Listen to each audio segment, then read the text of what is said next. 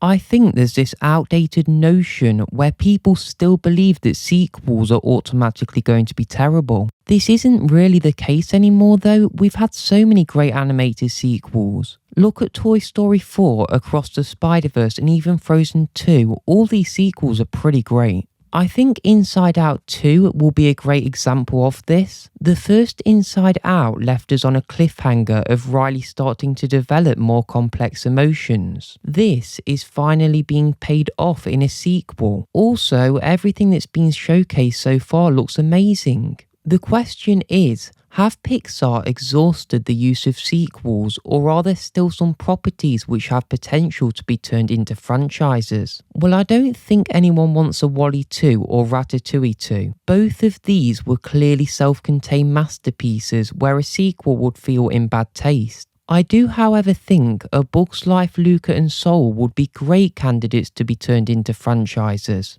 A Bug's Life is 26 years old at this point. Yes, time flies, but I will say that another one of these things could turn out marvellous. Look at Toy Story 4 compared to the first Toy Story. Clearly time has evolved and animation has grown so much since 1998. I think it would be a gift to see how these lovable insects would look in a modern age. Soul left on a strange note. Us as viewers had to come up with our own thoughts on how Soul ended, as it wasn't made clear by the filmmakers. I took it as 22 ended up going back to a body of her own, whilst Joe took back his own body, but maybe it could be the other way round. This is a question I'd love to be explored in the sequel. Luca is another film which I think could easily have a sequel. We did get Ciao Alberto, a really nice short film which focused on Alberto as he starts getting letters from Luca. Maybe in a sequel though we could follow Luca and Julia's school journey in a traditional high school-esque story, similar to Turning Red.